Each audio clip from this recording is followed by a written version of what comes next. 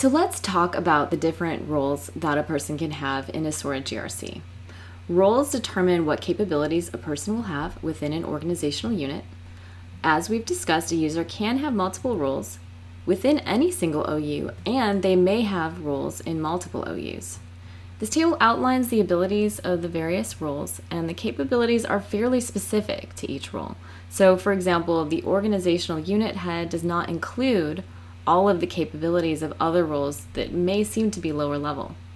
If a person needs to have multiple different capabilities, then they should be assigned multiple roles. The one exception to this would be the super user. Super users don't need to have any specific roles assigned to them. They can do absolutely anything. However, you may still want to assign them roles just to make it more clear to yourself what the person's more specific responsibilities within different org units may be. So this chart outlines all of the different capabilities.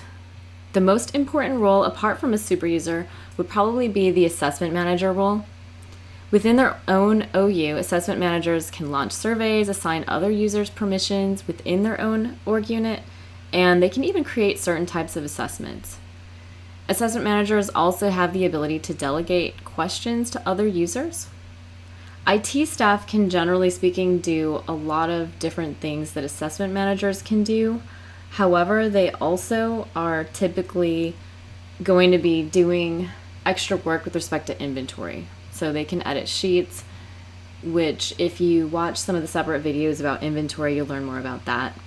They can also answer or delegate org unit questions.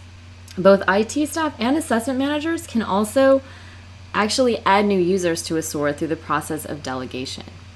Delegation refers to when you assign either a host or a category of questions on a survey to a user by name.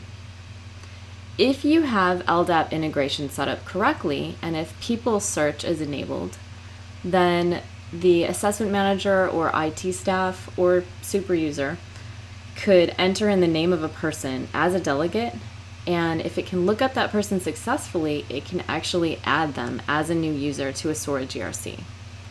When the new person gets added, they aren't going to be given any roles automatically, but they will have the ability to perform whatever task has been delegated to them.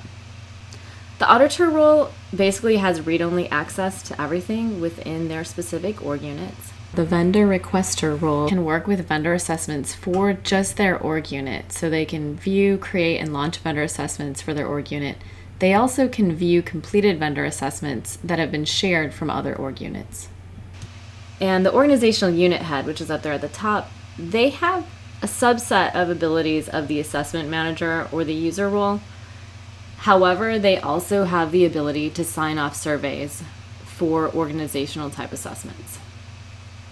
Lastly, at the very bottom, if a person exists in a SORA, but they have no specific roles assigned, they still can do categorization of hosts that belong to them.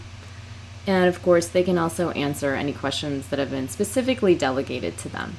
I do want to briefly mention there's also a user role, which isn't shown on the chart because it doesn't really do anything. It's just a way that you can sort of indicate that a person belongs to a particular org unit.